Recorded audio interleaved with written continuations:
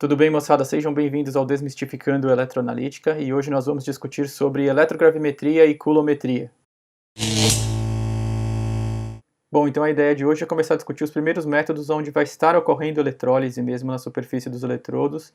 E então para isso a gente vai começar relembrando aqui um pouquinho sobre aquela classificação dos métodos eletroanalíticos, os métodos eletroquímicos que a gente estava fazendo.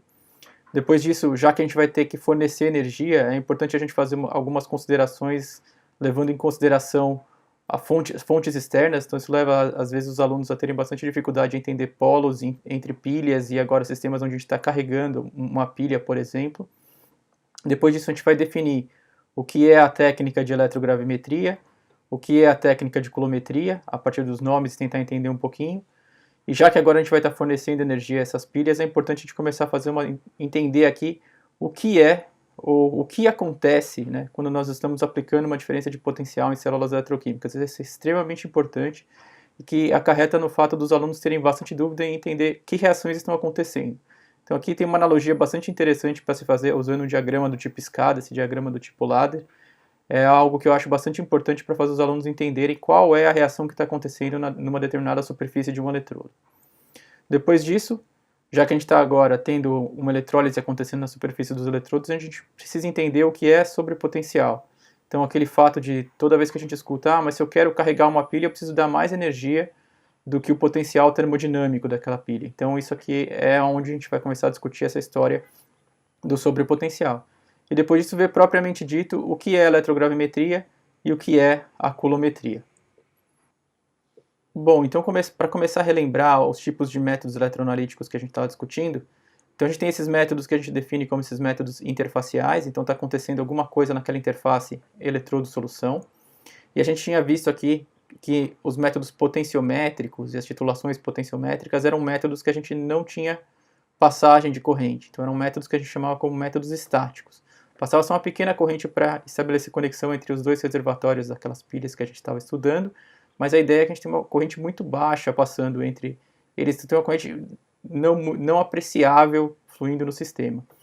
O que acontece quando a gente como a gente começou a discutir os métodos dinâmicos, então a gente tinha um método dinâmico, um deles que a gente já discutiu era com condutometria, a gente fazia com que os íons se movessem entre aqueles dois eletrodos, então tinha passagem de corrente, mas aqui ainda não tinha reação, né? Então a gente não tinha uma reação de óxido-redução acontecendo na superfície dos eletrodos. A gente não tinha uma eletrólise acontecendo aqui na superfície daqueles eletrodos que a gente tinha naquele sistema. Então, qual é a ideia aqui agora? A ideia é que a gente vai começar a estudar métodos onde a gente tem passagem de corrente, e essa passagem de corrente se deve porque está acontecendo uma eletrólise. Tem uma reação acontecendo, uma reação de transferência eletrônica acontecendo na superfície daqueles eletrodos que a gente está trabalhando, que é o que a gente define como uma reação faradaica aqui.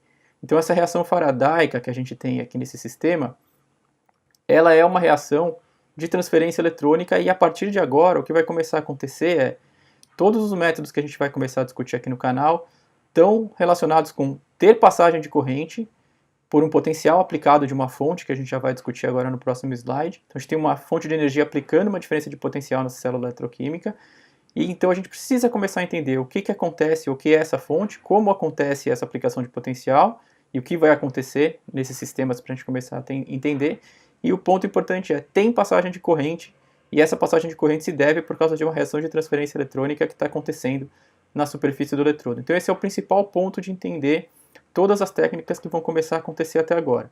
Então tanto na potenciometria quanto na condutometria, a gente não tinha reações de transferência eletrônica, não tinha eletrólise acontecendo na superfície do eletrodo. Lá na condutometria, porque a gente não estava querendo mudar o conteúdo iônico daquela solução, e na potenciometria a gente tinha um método estático, era um método que estava na ausência de passagem de corrente. Então a partir de agora a gente precisa entender o que vai acontecer quando tem uma fonte externa aplicando uma diferença de potencial entre esses dois eletrodos ou entre um sistema de eletrodos que logo a gente já vai começar a ver. Então eu preciso começar a entender o que acontece nesse sistema quando eu tenho essa aplicação dessa diferença de potencial no sistema. Bom, uma fonte elétrica,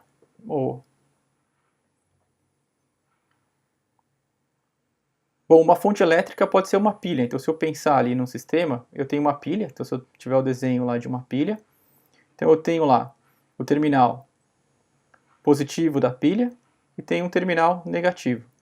O que vai acontecer é que nesse terminal negativo é por onde saem elétrons daquele sistema. E no terminal positivo é onde a gente tem a entrada de elétrons do sistema. Então, uma pilha nada mais é do que a gente já tinha discutido nas aulas anteriores. Eu tenho lá um sistema, onde eu tenho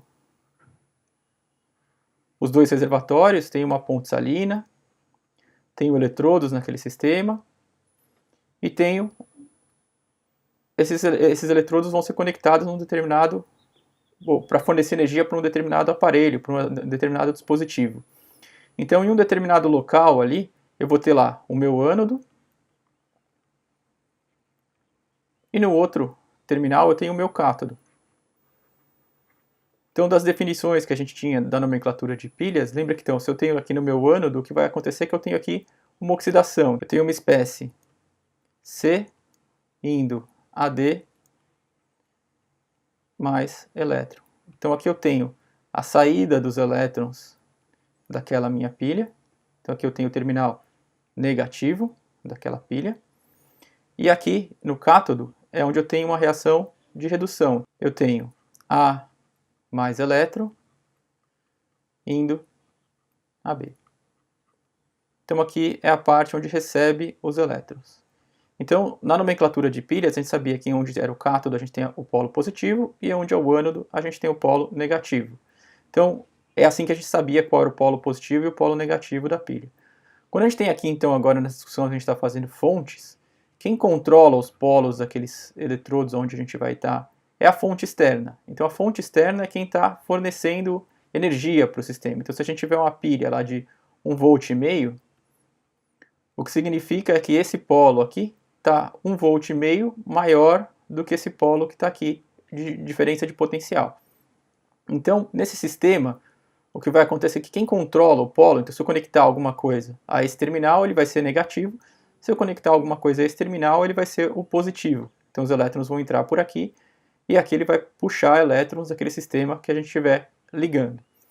Então a ideia de tentar discutir isso daqui um pouco é, quando eu ligo uma fonte externa em numa determinada pilha ou numa determinada célula eletroquímica, quem governa os polos é a fonte externa que a gente está ligando. Uma pilha não é normalmente o que a gente vai utilizar como fonte externa, já que ela descarrega com o tempo, né? Então a gente vai diminuir a energia. Então normalmente o que a gente vai fazer nesses sistemas é ter fontes onde a gente consegue controlar essa diferença de potencial aplicado. Então a gente vai ter lá um polo negativo daquela fonte, um polo positivo, e a gente vai regular aqui qual é o potencial que a gente quer colocar no sistema. Então eu vou aplicar 1 volt, 1,5 volt, então a gente vai controlar de maneira muito bem controlada qual a diferença de potencial que a gente vai fazer. Então o que a gente tem equipamentos, por exemplo, como potenciostatos para fazer isso. E aqui a gente vai ligar esses terminais em eletrodos. Então a gente vai ter lá eletrodos metálicos, por exemplo, platina.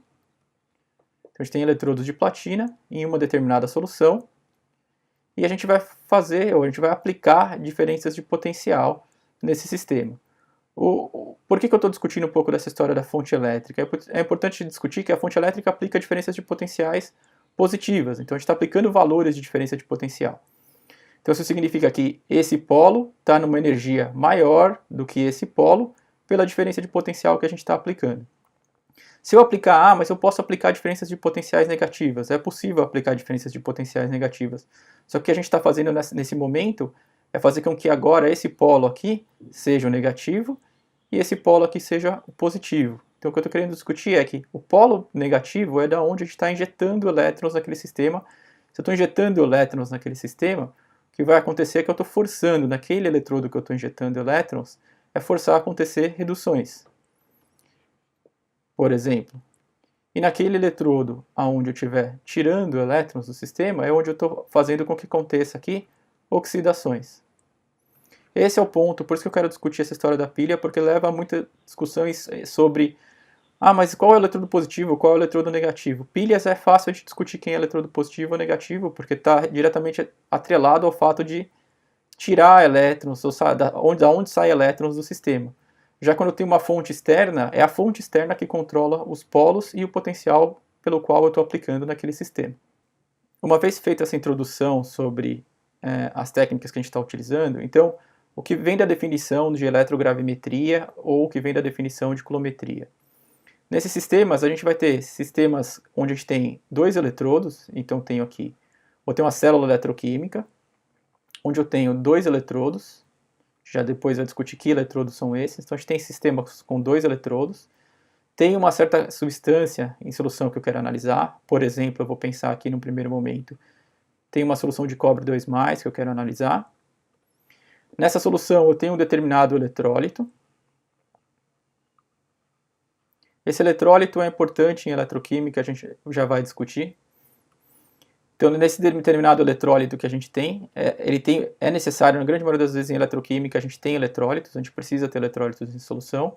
E aqui eu tenho uma fonte externa aplicando uma diferença de potencial, ou aplicando uma corrente. Isso daqui é uma das coisas importantes em eletroquímica, ou a gente fornece potencial e mede corrente, ou a gente fornece corrente ao sistema e mede potencial.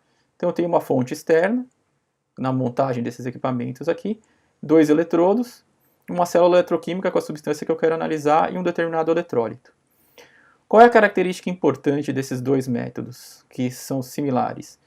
O que precisa acontecer aqui é que eu preciso assegurar que eu faça com que uma determinada reação, por exemplo, em um desses eletrodos aqui, então vamos pensar nesse eletrodo aqui, eu tenho lá cobre 2+, mais 2 elétrons, indo para cobre metálico. Então eu preciso assegurar que essa reação que está acontecendo aqui em um dos eletrodos, então se aqui, por exemplo, eu tenho uma redução acontecendo, esse meu outro eletrodo que eu tenho aqui, eu vou ter que estar acontecendo uma oxidação. Depois a gente já discute reações complementares, mas se está acontecendo uma redução aqui, eu tenho oxidação acontecendo no outro. Então, esse método, o que ele vai fazer? Eu preciso assegurar que eu preciso aplicar essa diferença de potencial para que essa reação que está acontecendo nessa interface aqui seja completa. Então eu preciso transformar todo o cobre 2+ em cobre metálico. Por que eu preciso assegurar isso? São desses métodos o que acontece. Eu vou ter uma eletrólise sendo realizada, por exemplo, na eletrogravimetria, e o cobre que está em solução precisa ser depositado na superfície do eletrodo para fazer o quê? Ele foi depositado nesse sistema e eu vou pesar. Então eu vou realizar uma gravimetria, eu vou pesar esse eletrodo antes e depois. Então se eu quero medir a quantidade de cobre que está em solução, eu preciso garantir que todo o cobre tenha se depositado na superfície daquele eletrodo onde aquela reação está acontecendo. Então eu vou fazer uma pesagem. Então esse método vai fazer uma pesagem daquele produto formado. Então por isso eu preciso entender qual é o potencial que eu preciso aplicar e depois eu tenho que pesar esse sistema, esse eletrodo antes e depois para saber a quantidade de massa. Então eu tenho um método extremamente preciso. Então assim, eu vou conseguir com bastante precisão determinar a quantidade de cobre. Eu tenho um método bastante exato, desde que somente o cobre se deposite nesse eletrodo. Então eu tenho que tomar cuidado com outras espécies se depositando aqui. Já no caso da coulometria, eu também vou ter que assegurar que todo o material que eu quero detectar, por exemplo, cobre 2+, tenha se depositado. Só que agora o que eu vou contar, ou qual vai ser a quantidade ou qual vai ser a propriedade físico-química que eu vou contar, está diretamente relacionado com eletricidade, está relacionado com a quantidade de elétrons que passaram nesse sistema aqui. Então se eu tenho aqui os elétrons passando nesse sistema, eu estou contando esses elétrons. Então se eu estou contando esses elétrons, como que eu sei contar elétrons? Contar elétrons eu sei porque eu consigo a carga, se eu tenho lá na constante de Faraday, que é 96.485 coulombs, isso é carga. E essa carga está diretamente relacionada com 1 mol de elétrons. Então se eu conto a quantidade de elétrons que passou no sistema e essa quantidade de elétrons que passaram no sistema aqui está diretamente relacionada com o cobre, então se eu sei o número de mols de elétrons que passaram no sistema, eu tenho a quantidade de cobre que estava em solução desde que todo ele tenha sido depositado na superfície daquele eletrodo. Então esses dois métodos são muito interessantes pelo sentido de que aqui a gente tem métodos que eu não preciso de calibração do sistema, eu não tenho curva de calibração. Então são métodos primários que a gente tem aqui. Então eu consigo, a partir de uma propriedade físico-química direta do material, carga ou pesagem, converter isso para número de mols da substância que a gente quer analisar. Então isso é bastante interessante porque são poucos métodos primários que a gente tem poucos métodos que a gente consegue fazer com que uma propriedade físico-química seja diretamente convertida. Então a gente converte massa no método eletrogravimétrico em concentração de cobre, e aqui eu consigo converter na coulometria carga em número de mols de elétrons, e número de mols de elétrons eu consigo converter em concentração de cobre 2+, como a gente vai discutir mais adiante. Então, isso é bastante interessante para a gente entender o princípio das duas técnicas. São técnicas bastante simples, que a gente precisa entender depois só princípios de como que eu faço para aplicar essa diferença de potencial, como que eu dou essa energia no sistema e qual reação que está acontecendo. Falando em qual reação está acontecendo na superfície do eletrodo, então aqui entra um ponto, um divisor entre o que acontecia no sistema onde eu tenho uma pilha, então como se eu estivesse pensando aqui no caso de uma pilha, e o que acontece quando eu aplico uma diferença de potencial. Então se eu pensar aqui nesse sistema, que eu tenho aqui espécies como ferricianeto de potássio e o ferrocianeto de potássio, então digamos que eu tenho lá ferricianeto de potássio em atividade igual a 1. Então vou deixar tudo na condição padrão para facilitar. Tenho atividade do ferrocianeto de potássio também igual a 1. Tenho quantidade de H+ aqui com atividade igual a 1 também. Tenho aqui um eletrodo de platina, então tem um eletrodo inerte, onde vai medir esse par redox. Aqui eu tenho o meu eletrodo padrão de hidrogênio. Então aqui eu tenho hidrogênio a 1 atmosfera. E eu monto esse sistema, aqui também lembrando, esse é um eletrodo de platina, platinizado. E se eu vier aqui com um multímetro, ou medir a diferença de potencial dessa pilha, o que vai acontecer é que eu tenho aqui o eletrodo padrão de hidrogênio, que tem um potencial de 0 volts, potencial padrão de 0 volts, e eu tenho aqui esse eletrodo de platina mergulhado numa solução de atividade de ferricianeto de potássio igual a 1 e de ferrocianeto de potássio igual a 1. Então o que eu esperaria medir aqui nessas condições, se fossem ideais, era essa diferença de potencial desse potencial de eletrodo que a gente tem aqui. Então se eu viesse aqui no multímetro, o que eu mediria era o potencial do cátodo menos o do ânodo, então o potencial dessa pilha medido aqui seria 0,356 volts. Então, isso porque eu também desconsiderei aqui qualquer potencial de junção desse sistema. Então também é outra parte importante a se discutir. Se eu tivesse algum potencial de junção, lembra que, como a gente já discutiu lá na técnica potenciométrica, ele também está dentro do sistema que eu tenho que levar em consideração. O meu ponto e aonde tem bastante confusão nessa discussão, é o que acontece agora se eu aplico diferenças de potenciais entre esses eletrodos que estão aqui. Então eu quero aplicar aqui, eu quero fornecer aqui nesse sistema energia. E fornecer energia aqui como diferença de potencial. Então o que acontece se eu fornecer uma energia nesse sistema, e se essa energia que fornecer no sistema, por exemplo, for maior que esse valor que está aqui, ou for menor do que esse valor que está aqui. Bom, antes da gente responder àquela discussão que a gente estava fazendo anteriormente, eu vou pegar e tentar fazer uma analogia quando eu não tenho elétrons, não tenho semi-reações envolvidas. Então pegar uma reação química onde vou mostrar para vocês o que acontece quando eu dou menos ou mais energia para tentar começar a fazer essa discussão. Então, por exemplo, se a gente tem lá a decomposição do carbonato de cálcio, então lá eu tenho o carbonato de cálcio sólido e tenho a formação de óxido de cálcio e CO2. Então, o que acontece, por exemplo, se eu der uma energia no sistema, temperatura, então estou pensando aqui como energia para o sistema.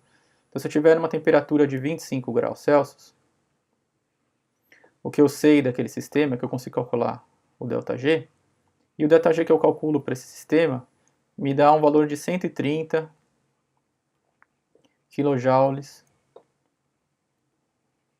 por mol. Então isso me mostra que o fato de eu ter um ΔG positivo aqui, está me mostrando que essa reação que eu estou discutindo aqui, ela está deslocada nesse sentido. Então eu não tenho eu tenho o carbonato de cálcio nessa temperatura, eu tenho carbonato de cálcio, não tenho óxido de cálcio e CO2. Só que conforme eu vou aumentando a temperatura, vai existir um momento onde eu vou favorecer com que esses reagentes aqui sejam formados nesses produtos. Então, se eu pegar uma temperatura lá de 835 graus e calcular o valor de ΔG, o valor de ΔG que eu tenho agora calculado é menos 0,8 kJ mol. Então o que começa a acontecer aqui? Eu aumentei a temperatura e em um determinado momento eu desloco esse equilíbrio para esse sentido aqui agora. Então eu vou ter, quando eu tenho o aumento da temperatura, eu desloco nesse sentido. Então existe um limite de temperatura, se não tiver nenhum outro problema cinético no sistema, existe um limite de temperatura onde eu desloco nesse sentido, e se eu abaixar a temperatura eu desloco nesse sentido. Então eu consigo brincar com esse equilíbrio químico a partir da temperatura, que é energia. Então é isso que eu estou querendo tentar discutir.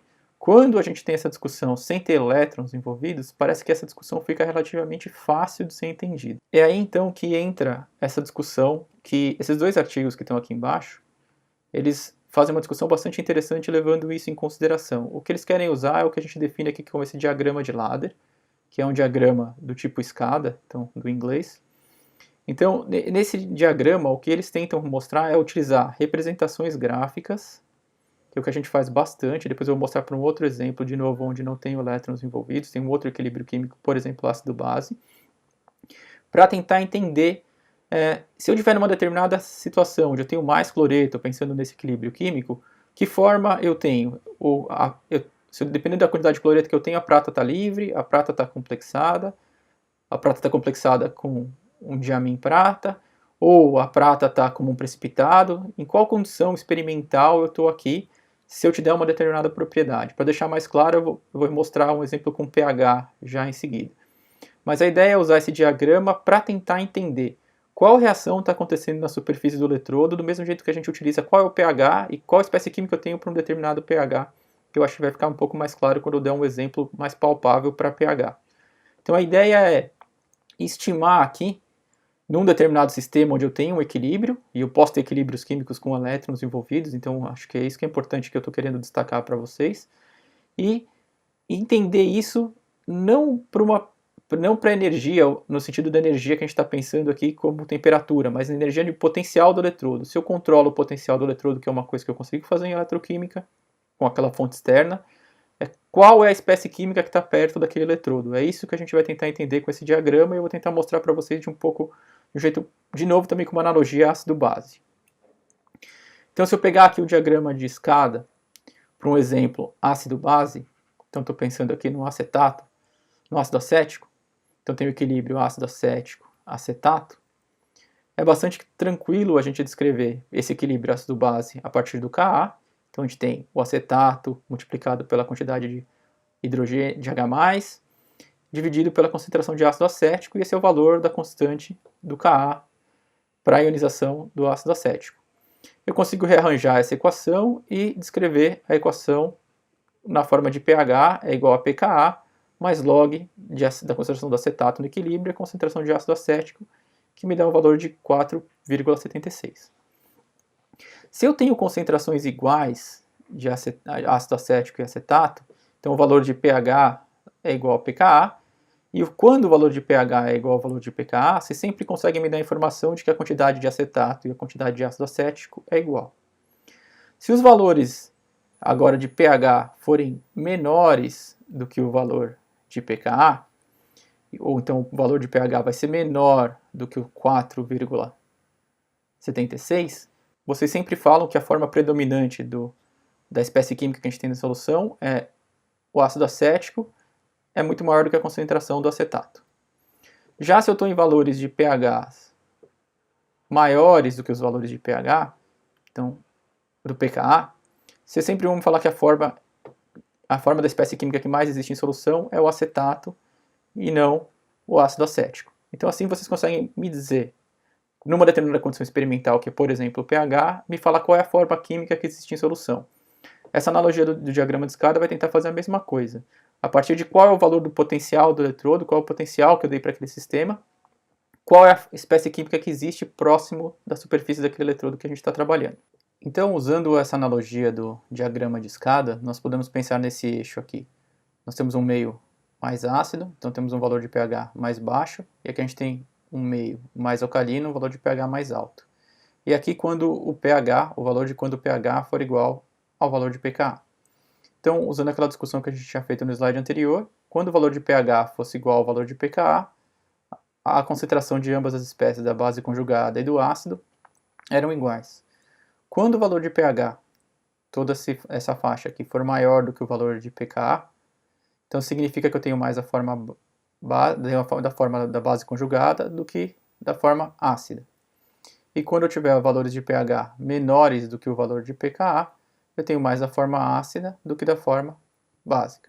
Então, a ideia do diagrama é, de uma maneira bem simples, tentar representar num eixo a unidade daquele parâmetro que a gente quer tentar ter a propriedade para saber qual é a forma química que existe. Então, a gente pode pensar em fazer algo muito parecido com potencial e uma determinada analogia aqui, e tentar falar qual é a espécie que existe para cada um dos valores de potencial, qual é a espécie que majoritariamente existe, por exemplo, num equilíbrio entre A sendo reduzido para a espécie B. Então a gente tem um equilíbrio químico do mesmo jeito que a gente tem o equilíbrio químico ácido-base, e dependendo do potencial que a gente tiver, a gente fala se existe mais da forma A ou mais da forma B.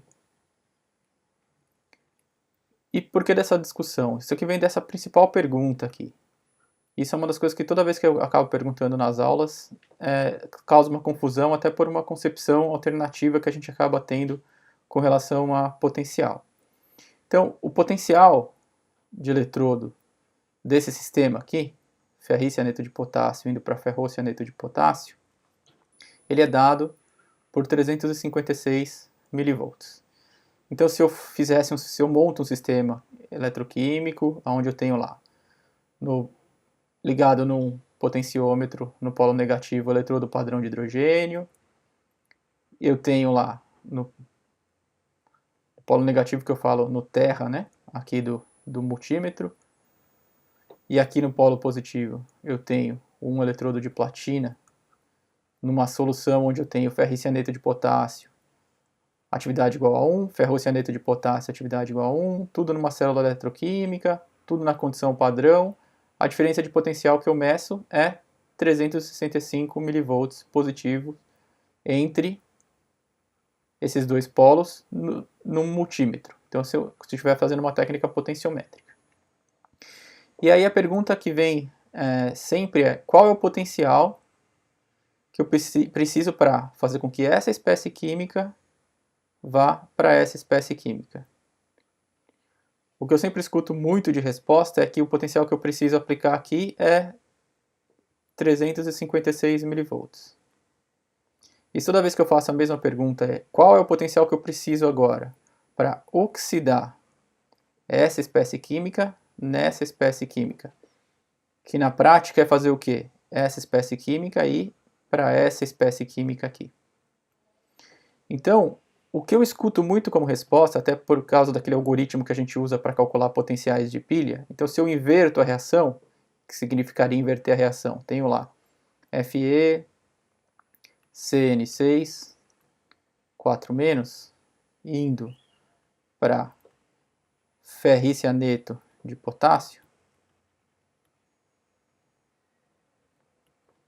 mais elétron, o que a gente faz aqui é falar que o potencial, e lembrando, isso aqui não é potencial padrão de eletrodo, é um potencial de oxidação.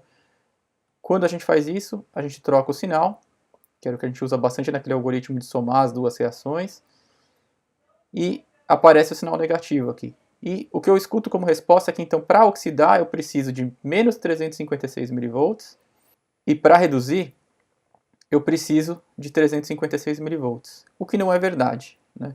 Então é isso que eu quero tentar mostrar para vocês, e justamente mostrar essa ideia do diagrama de escada para poder entender se eu controlo o potencial do eletrodo, que eu consigo fazer com a fonte externa, injetando elétrons ou tirando elétrons.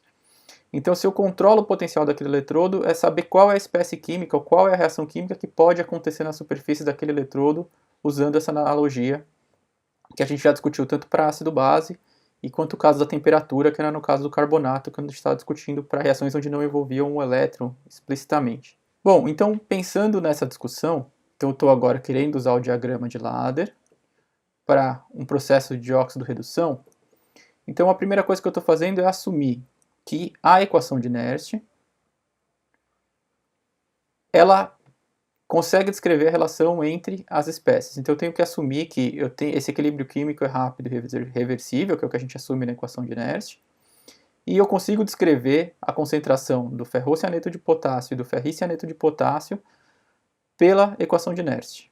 Então eu tenho aqui o E0 menos o RT, NF, LN, aqui já está tudo convertido para a 25 graus Celsius e na escala log. Então eu tenho que a relação entre essas duas espécies é dada o potencial, que é o potencial que eu forneço, o potencial daquele eletrodo, naquela condição experimental que eu estou fornecendo. Então me mostra o quê? O potencial que eu tiver desse eletrodo vai me regular qual é a espécie dessas espécies químicas que estão majoritárias. Do mesmo jeito que a gente tinha a equação de pH contra pKa. A gente não tinha lá pH igual a pKa e uma razão entre as espécies químicas. É isso que está me mostrando a equação de Nernst também. Então o que eu estou fazendo aqui é só rearranjar essa equação. Passei aqui para o outro lado o menos 0,356, rearranjei e deixei só na razão entre ferrocianeto de potássio e ferricianeto de potássio e o potencial. Então agora o que eu vou tentar mostrar é o que acontece quando eu escolho duas condições experimentais.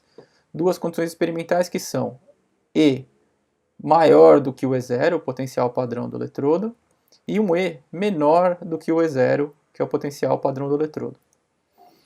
Quando a gente faz isso, então eu substituo o 0,6 aqui, e depois vou substituir o 0 também nessa fórmula aqui de cima, o que eu vejo é que a razão entre ferrocianeto de potássio e ferricianeto de potássio é muito pequena.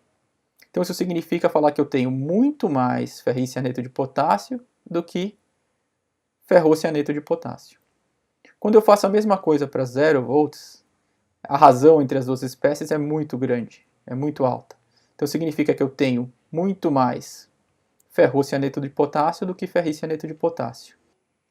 Então, numa condição experimental onde eu estou num potencial maior do que o valor de E0, então se eu pensar naquele equilíbrio, naquela semi-reação que a gente estava discutindo, tenho ferricianeto de potássio mais elétron, e aqui eu tenho ferrocianeto de potássio. Significa dizer que se eu tenho muito mais ferricianeto de potássio do que ferrocianeto de potássio, a reação química que está acontecendo é nesse sentido. Então, em potenciais maiores do que o E0, eu estou sempre favorecendo oxidações. Eu estou favorecendo com que essa espécie, se existir essa espécie, ela seja convertida nessa. Já quando eu tenho o caso de baixo, valores de E0 de potenciais fornecidos no potencial de eletrodo menores do que o valor de E0, então eu tenho agora uma redução acontecendo na superfície daquele eletrodo. E com isso, então mostra o quê? Quando eu estou em valores de potencial maiores do que o E0, eu estou favorecendo oxidações. Quando eu estou em valores menores do que o E0, eu estou favorecendo a redução do processo de semi-reação que está acontecendo. E se eu tenho um valor de E0 igual, de potencial do eletrodo igual ao valor de E0, a razão entre as duas espécies é 1. Então eu tenho naquele equilíbrio químico concentrações iguais daquelas duas espécies químicas daquela semi-reação que a gente está discutindo. Então se eu pensar aqui no diagrama do tipo escada, em valores de E0 iguais ao valor de E, eu tenho a razão entre as duas espécies químicas igual. Quando eu tenho valores de potencial maiores do que o E0, eu tenho mais ferricianeto na superfície do eletrodo. Então eu estou favorecendo o ferrocianeto de potássio ser oxidado para ferricianeto de potássio. Quando eu tenho valores de potencial menores do que o E0, eu tenho mais ferrocianeto de potássio. Então eu estou favorecendo reduções. Então para cá eu favoreço a oxidação e para cá eu favoreço a redução. Então, com potenciais mais negativos e potenciais mais positivos do que o valor de E0. Então, responde aquela pergunta que a gente estava discutindo. Eu não tenho a troca do sinal.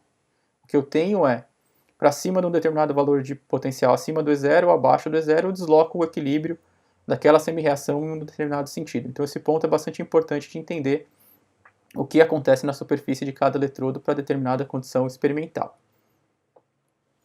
E aqui, de novo, um exemplo, né? Então, se eu tenho aqui, nesse sistema montado do mesmo jeito que a gente montou, então se eu conseguisse montar aqui, tem um eletrodo padrão de hidrogênio, então tudo numa determinada condição experimental, aqui eu tenho hidrogênio, aqui eu tenho um eletrodo de platina, e entre esses dois eletrodos que estão aqui, eu aplico essa diferença de potencial.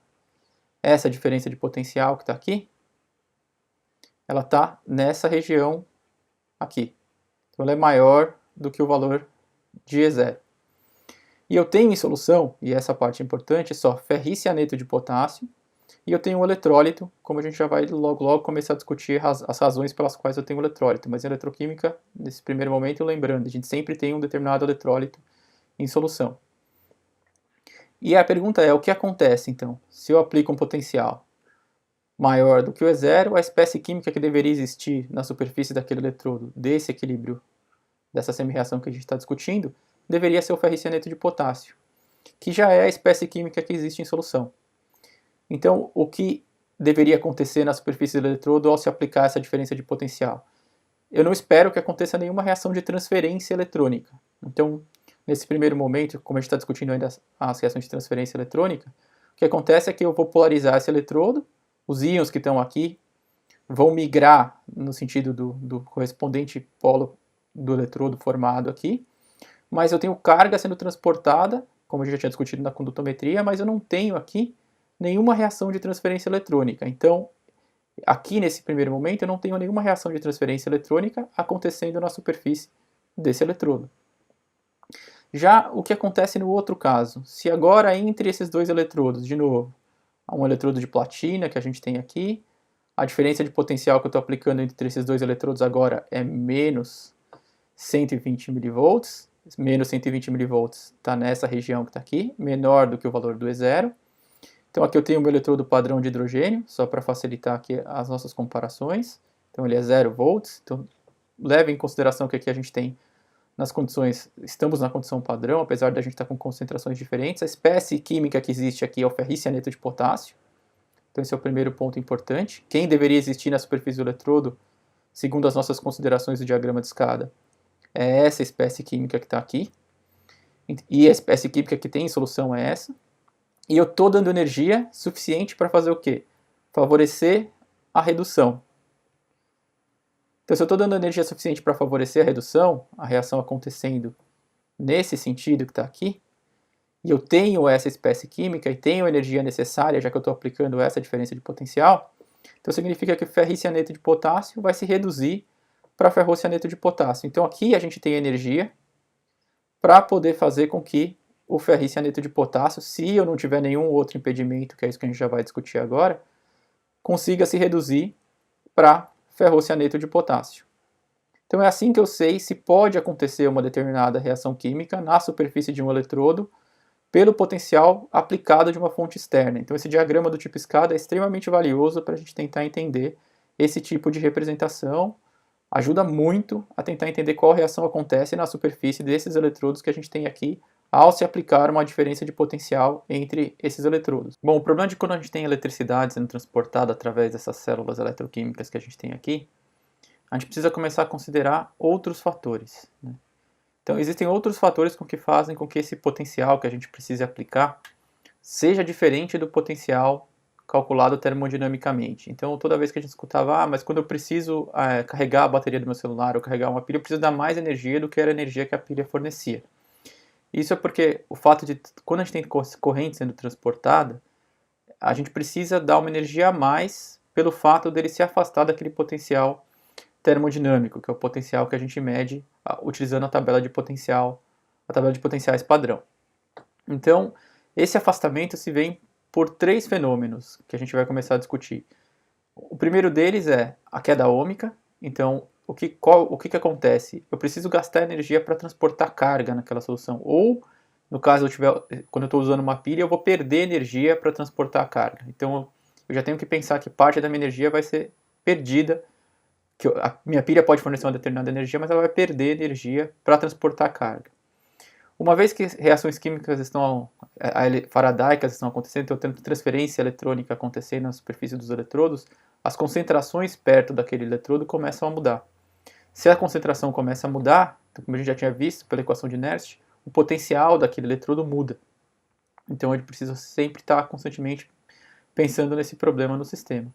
E, do mesmo jeito que a gente tem para qualquer outra reação química, não necessariamente uma reação de transferência eletrônica ocorre de maneira fácil. Eu tenho uma energia de ativação para ela acontecer, então eu tenho aqui o que a gente define como polarização por ativação. Esses três fenômenos aqui fazem com que eu tenha que dar energia a mais do que? A mais do que o calculado termodinamicamente. Então eu tenho que dar uma energia maior do que a energia dada pelo cálculo feito com a tabela de potencial padrão, e isso que a gente define como sobrepotencial. Essa energia é a diferença de energia que eu tenho que dar para o sistema para que aquela reação tenha que acontecer na presença de corrente, menos a energia que é calculada pela tabela de potencial padrão. Então isso a gente define como o sobrepotencial. E o grau de polarização de um eletrodo então é medido pelo sobrepotencial, pela sobrevoltagem que a gente tem aqui, que é essa diferença entre o potencial real e o potencial termodinâmico ou o potencial de equilíbrio que a gente tem aqui. Então, essa energia a mais, que se deve a esses três fatores que a gente já começou a fazer uma discussão, a polarização por queda ohmica se deve então ao fluxo de corrente elétrica, então a gente tem uma resistência ao fluxo de corrente elétrica devido aos íons que a gente já discutiu isso um pouco na parte de condutometria. A polarização por ativação se deve ao efeito cinético, então a gente tem um efeito cinético, eu preciso vencer uma energia de ativação para transferir aquele elétron.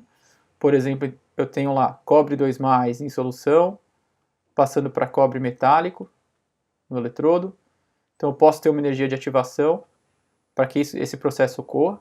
Então eu tenho que levar agora, e aí é a informação importante, eu tenho aqui, para que isso aconteça, vencer algo cinético. Agora, como eu tenho corrente fluindo no sistema, eu tenho um problema cinético, e todos os problemas cinéticos que a gente tem com qualquer reação química também são aplicados para o que a gente sabe na parte eletroquímica. E o fato de existir um gradiente de concentração, a concentração próxima do eletrodo mudar, me faz com que eu tenha que dar energia maior ou menor, dependendo de como essa reação vai acontecendo. E aqui tem uma característica muito importante em eletroquímica, que está diretamente relacionado, o eletrodo sente aquilo que está próximo da superfície do eletrodo, e não no seio da solução. Então eu preciso, se uma determinada reação química está acontecendo, está mudando a composição muito próximo da superfície do eletrodo. Isso está diretamente atrelado com as técnicas que a gente vai ver, tanto da coulometria quanto da eletrogravimetria. Ele sente aquilo que está próximo do eletrodo, então a gente tem que ter maneiras de transportar melhor o material até a superfície daquele eletrodo para que aquela reação química possa se processar, mantendo aquela propriedade que a gente tinha visto de assegurar 100% de eficiência. Então, para dar alguns exemplos, pensando então aqui na história da queda ohmica, a queda ohmica que a gente define aqui é como produto I vezes R. Então, aqui a gente tem uma informação que é potencial, e esse potencial que a gente está perdendo ou ganhando, ou precisando fornecer para o sistema, então esse produto I vezes R, que é o potencial, é isso que a gente está interessado. Aqui a gente tem uma pilha montada, então aqui eu tenho o meu ânodo, aqui eu tenho o meu cátodo, então tenho lá a semi-reação cádmio metálico, cádmio 2+, e a semi-reação cobre metálico, cobre 2+, e a ponte salina. Então se eu considerar o potencial termodinâmico que a gente tem dessa pilha aqui, o potencial termodinâmico que a gente tem desse sistema é o E do cátodo menos o E do ânodo, que a gente tem aqui para o sistema que a gente está estudando. Então, esse potencial que a gente tem aqui é 0, do cátodo 278 menos o sinal negativo que a gente tem aqui, mais 0,462 volts.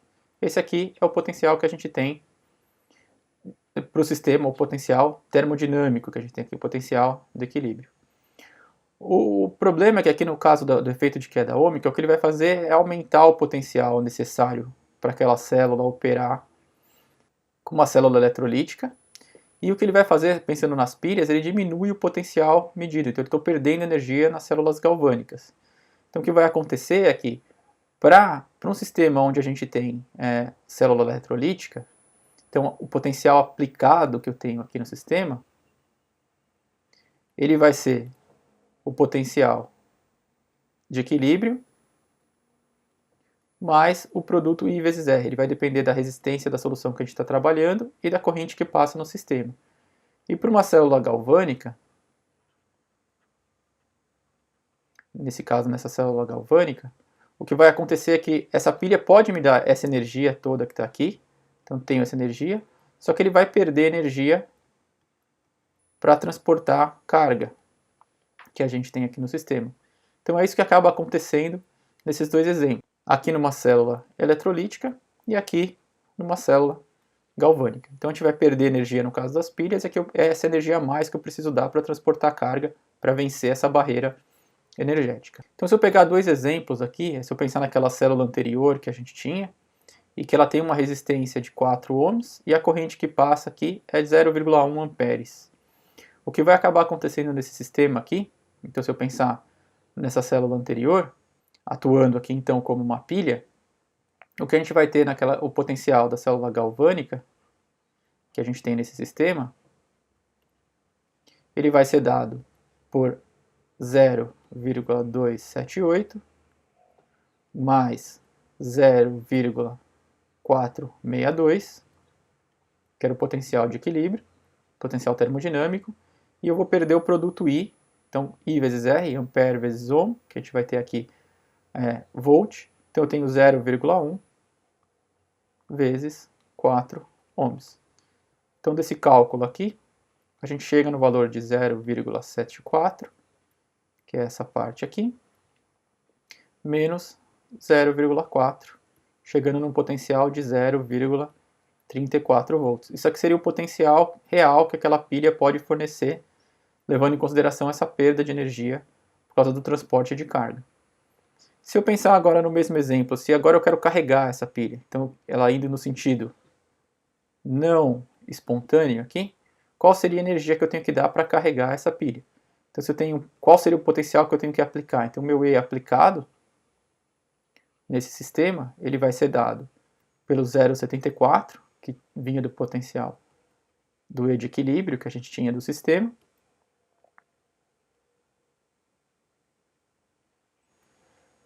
mais o produto I vezes R, que a gente tem que aquela energia a mais que a gente tem que vencer a queda ômica. Então seria o 0,74 mais 0,1 vezes os 4 ohms de resistência do sistema. Então nós teríamos aqui o 0,74 mais o 0,4 que a gente tem ali do sistema. Então a gente teria aqui 1,14 volts. Essa seria a energia a mais que a gente precisaria dar para o sistema só para vencer a queda ômica. Então aquele produto I vezes R no caso desse sistema aplicado. Então essa é a origem de um dos primeiros fatores que fazem com que eu precise dar uma energia a mais para que aquela reação comece a acontecer no sistema. Então aqui eu tenho energia sem sobrepotencial, que seria só a diferença termodinâmica entre esse valor e esse valor. Agora, considerando o sobrepotencial, eu faço com que minha energia então seja maior aqui, já do que a energia que eu tenho que aplicar só pelo efeito, no caso do efeito da queda ômica que a gente tem aqui. Aqui então, com relação à polarização, só para a gente fazer uma consideração, o que a gente prevê daquela equação anterior, então se a gente tinha lá I vezes R, é que a gente tem então, que deve existir aqui no caso, uma relação linear entre voltagem e corrente dessa célula eletroquímica que a gente está aplicando. Então se eu pensasse aqui num sistema onde eu tenho dois eletrodos idênticos, como a gente já tinha feito para aquelas medidas potenciométricas, eu tenho um eletrodo de prata recoberto com cloreto de prata, e aqui eu tenho um outro eletrodo de prata recoberto com cloreto de prata numa solução 0,1 de cloreto de potássio. Então o potencial que eu mediria, então por enquanto ainda não estou aplicando uma diferença de potencial, o potencial que eu mediria aqui no sistema é zero. Então eu tenho esse equilíbrio acontecendo aqui no sistema, eu estou com o sistema em equilíbrio, a reação num eletrodo acontecendo nesse sentido, no outro eletrodo nesse sentido, e eu tenho aqui esse sistema em equilíbrio, né? Então o que vai começar a acontecer é que se eu aplicar uma diferença de potencial, então, se eu tiver uma fonte aqui e começar a aplicar a diferença de potencial e medir essa corrente, então esse valor I que a gente tem aqui, a ideia é que eu vou deslocar esse equilíbrio em algum sentido. Então eu tenho aqui 0 volts, que é o que eu tenho no sistema quando eu não estou aplicando uma diferença de potencial. Quando eu aplicar uma diferença de potencial, eu vou nesse sentido, ou nesse sentido, dependendo do potencial que eu estou aplicando. E o que vai começar a acontecer é que eu vou deslocar o equilíbrio dessa reação. Então vai começar a fluir corrente nesse sentido e corrente negativa nesse sentido. Os sentidos das correntes a gente já vai começar a discutir numa outra aula, mas o importante é, vão começar a acontecer oxidações em aquele determinado eletrodo que eu estou discutindo, ou reduções naquele determinado eletrodo que eu estou discutindo. Ou eu estou deslocando para um sentido ou no outro sentido. Então tem deve existir uma certa relação linear entre o que a gente está discutindo aqui. Então eu estou deslocando o equilíbrio pela energia que eu estou aplicando nesse sistema que já estava em equilíbrio, pelo fato de eu ter dois eletrodos idênticos numa mesma solução. Então o potencial desse eletrodo era igual a desse. E o que eu estou, ao fornecendo energia, é deslocando esse equilíbrio e começa a fluir corrente nesse sistema. Então, dentro dessa discussão, então esse potencial aplicado, o E do cátodo menos E do ânodo, quando a gente tinha eletrodos idênticos aqui, esse valor era zero. E essa energia tem o potencial aplicado, então tem uma certa correlação com esse produto da queda ômica que a gente estava discutindo. Então vai começar a fluir corrente em um determinado sentido ou em outro, e isso faz com que ela seja positiva ou negativa. Então depende da direção com que os elétrons estão fluindo nessa célula. Então o que a gente começa a ter aqui, no caso do potencial aplicado, é fazer com que tenha uma certa dependência linear entre eletrodos que a gente tem no sistema, e idealmente é isso que deveria acontecer, e o que acontece realmente depois que a gente vai começar a discutir para outras técnicas, eu tenho certos desvios aqui. Nesse primeiro momento, a discussão mais importante é essa dependência linear. Aproveitando que a gente está fazendo essa discussão, então seria importante só introduzir dois termos, o que a gente define como um eletrodo idealmente polarizado e um eletrodo não polarizado. Idealmente polarizado significa que eu aplico uma certa diferença de potencial e estou acumulando cargas. Então eu não tenho transferência de elétrons entre algo da solução para o eletrodo. Então esse eletrodo só está formando polos aqui. Então eu não tenho passagem de corrente à medida que eu aplico o potencial. Já um eletrodo não polarizado significa eletrodos onde eu estou tendo transferência de elétrons aqui. Então eu tenho uma determinada interface, eletrodo, solução, e eu começo a transferir, começo a ter reações de transferência eletrônica entre uma espécie química em solução para o eletrodo. Então começam a acontecer aqui reações faradaicas de transferência eletrônica. Então eu tenho A mais elétron, por exemplo, indo para uma outra espécie B. Então esse é um eletrodo que a gente define como eletrodo não polarizado. Aplica energia, flui corrente no sistema que a gente tem aqui. Então é importante a gente só introduzir esse termo, já que a gente vai começar a falar algumas vezes sobre eletrodos polarizados e não polarizados. Bom, considerando então agora os outros parâmetros, a gente já discutiu aqui a polarização por queda ômica, é importante entender um pouco dessa interface eletrodo-solução que a gente tem aqui.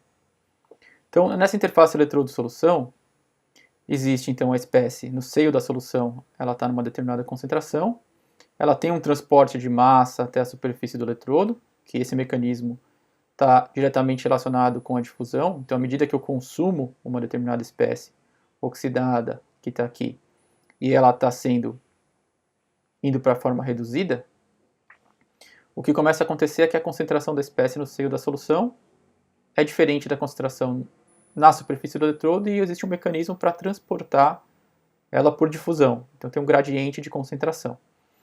Então, à medida que eu consumo, apliquei uma diferença de potencial, por exemplo, para pegar a espécie oxidada e ir para a espécie reduzida, que está aqui, eu tenho um mecanismo para transportar, então demora para essa espécie que está no seio da solução chegar até a superfície do eletrodo. Então, a concentração na superfície do eletrodo, que está aqui, ela é diferente da concentração no seio da solução. O meu eletrodo sente aquilo que está próximo dele.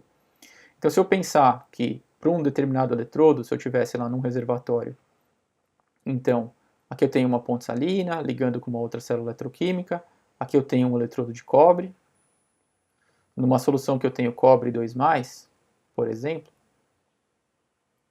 Então a ideia é que eu teria aqui um eletrodo de cobre, e aqui, próximo ao eletrodo, eu teria cobre 2+. Se eu mudo a concentração de cobre 2+, dependendo se eu estou oxidando ou reduzindo, eu vou mudar essa concentração de cobre 2+. Então no início do experimento, eu teria, por exemplo, uma determinada condição que pode ser controlada pela equação de Nernst. Então eu tenho o potencial padrão, o E0 é dado pelo potencial padrão do eletrodo, menos RT NF, Ln, então se a gente escrever aqui na forma de redução, tenho lá cobre 2+, mais 2 elétrons, indo para cobre metálico. Então a gente tem aqui 1 sobre a concentração, então aqui já estou aproximando para a concentração de cobre 2+. O que acontece é que se essa concentração de cobre mudar a concentração, mudar no caso, ou a atividade,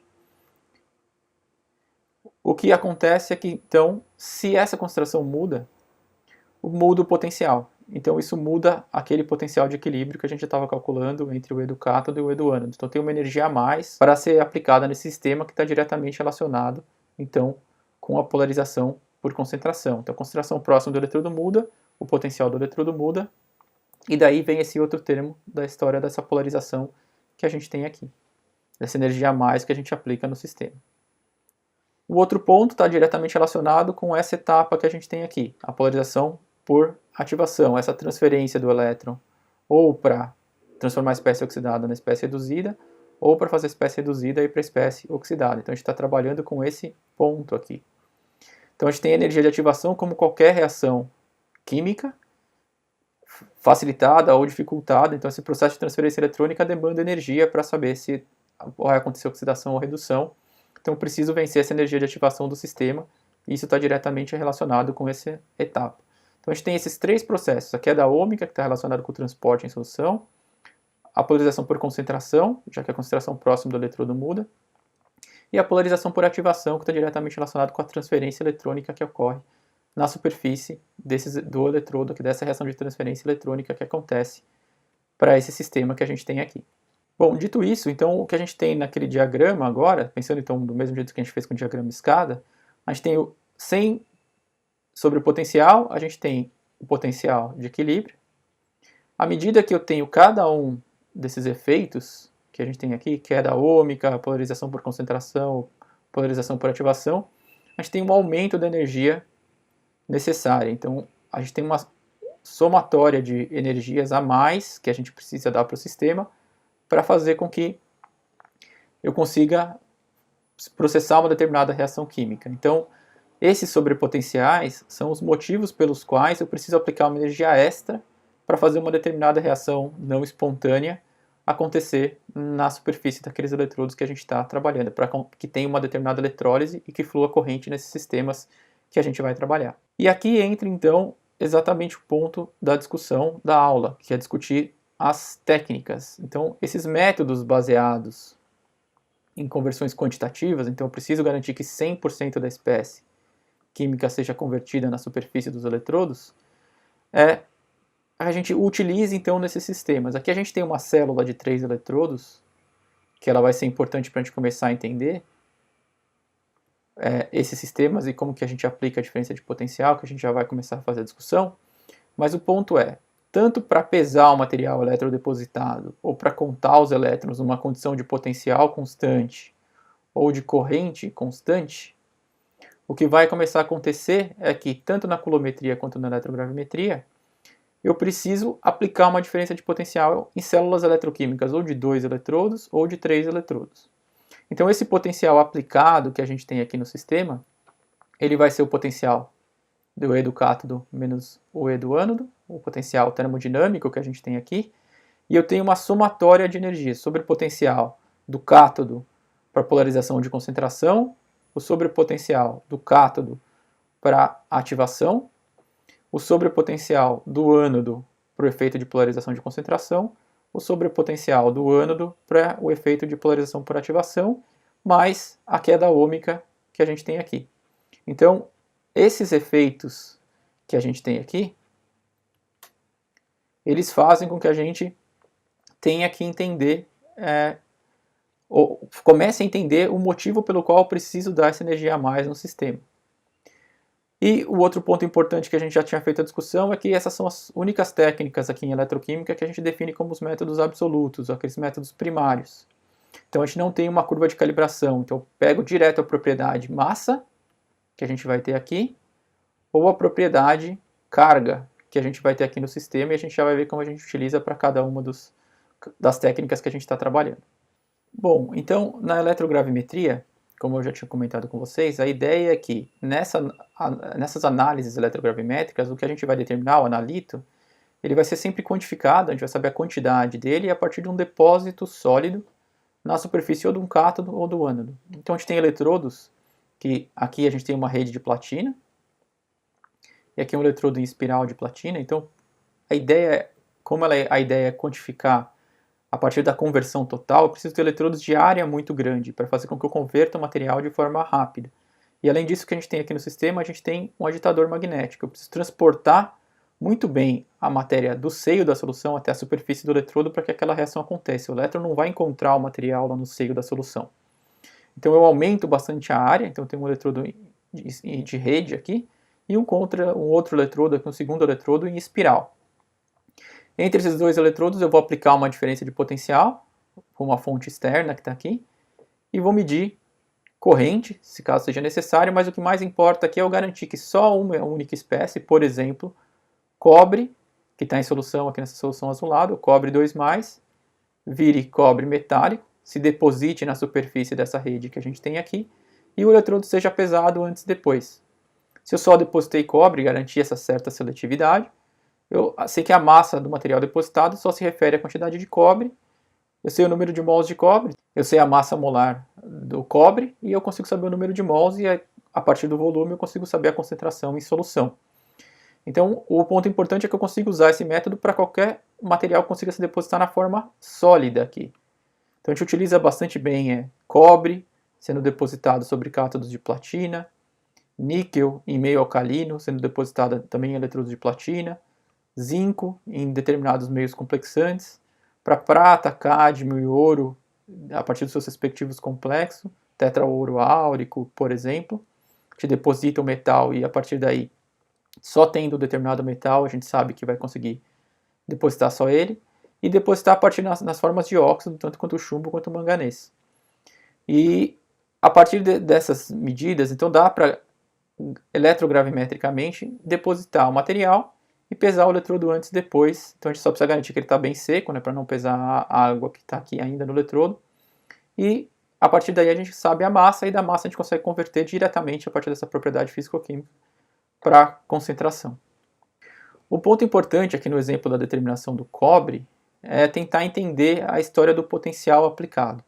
Então, como a gente já estava discutindo, então agora eu tenho aqui uma fonte onde eu vou aplicar uma diferença de potencial, eu preciso escolher qual é o potencial que eu vou aplicar aqui, e é essa parte que a gente vai começar a tentar entender. Então eu tenho uma solução, e essa solução é 0,0222 mol por litro de cobre, e eu tenho H+. Justamente o H+, aqui tem uma função importante aqui. E uma das discussões que a gente precisa tentar retomar, a ideia é que eu preciso de algum jeito minimizar a queda ômica. Então a queda ômica que a gente tinha no sistema, ela é dada por I vezes R.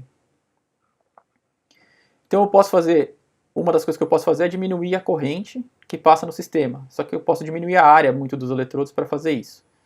Só que isso é complicado de se fazer nesse momento, já que eu preciso converter muito material. Então eu tenho eletrodos de área grande. O que eu posso fazer é diminuir a resistência. Como que eu posso diminuir a resistência do sistema? Eu posso colocar algum determinado material que tenha condutividade alta. Por exemplo, o H+. Então esse é um primeiro motivo que a gente está vendo aqui. Por que eu preciso ter eletrólitos? Eu preciso ter eletrólitos porque eu preciso minimizar, diminuir a queda ômica no sistema quando a gente está aplicando diferenças de potencial. Tem uma segunda característica, mas depois a gente começa a discutir. Então, o primeiro ponto é eletrólito é muito importante para fazer isso, reduzir a queda ômica do sistema, diminuir a resistência. Então, se eu trabalhar num sistema que é muito resistivo, eu preciso dar muita energia e pode ser que essa energia não seja suficiente ainda para acontecer esse processo antes de oxidar ou reduzir a água, por exemplo. Então, o que começa a acontecer nesse sistema é que eu tenho, então, no meu cátodo que eu tenho aqui, eu quero depositar cobre. O potencial padrão para depositar cobre é 0,29 volts. Então, no ânodo que eu tenho aqui internamente, eu preciso ter a reação complementar. Então, se eu tenho uma redução acontecendo, eu vou ter oxidação. Oxidação de quem? Do solvente. Então, eu tenho água sendo oxidada a oxigênio, 2H+, mais 2 elétrons. E o potencial padrão é dado por esse potencial que está aqui.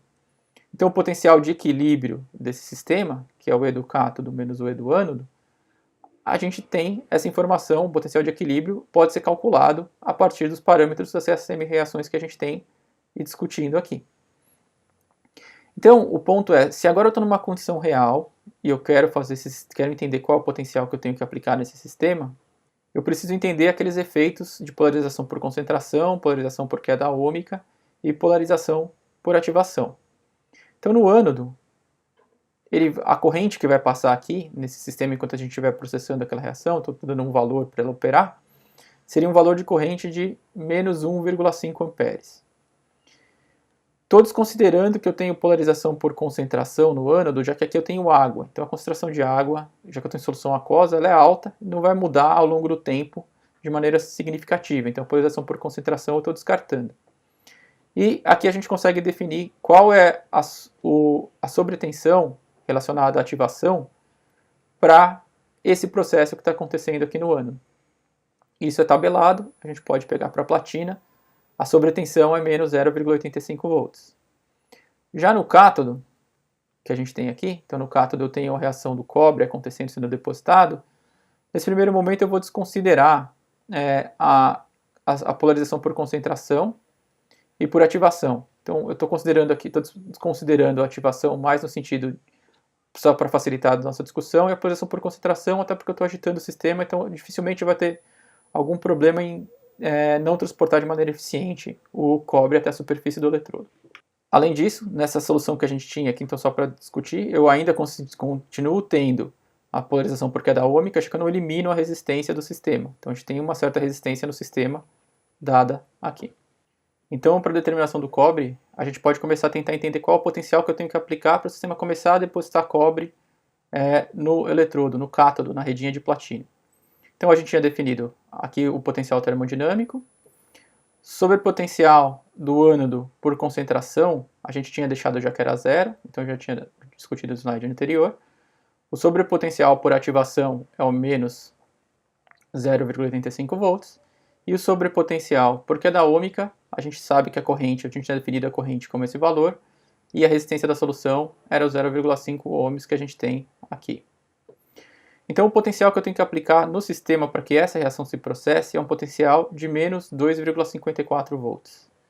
Então esse é o potencial que eu tenho que aplicar para o sistema começar a depositar o cobre. Contudo, à medida que o tempo for passando, o potencial que eu mandei o sistema aplicar, ele não é variado, então ele vai ficar constante. O potencial do ânodo ele não vai mudar ao longo do tempo muito porque eu tenho água, então a gente já estava discutindo antes, esse também é um potencial que fica constante no sistema. Só que o que vai começar a acontecer? O E do cátodo, que a gente tem aqui no sistema, à medida que eu for consumindo cobre, o potencial vai começar a cair. Então para manter essa igualdade, esses outros parâmetros aqui vão começar a aumentar.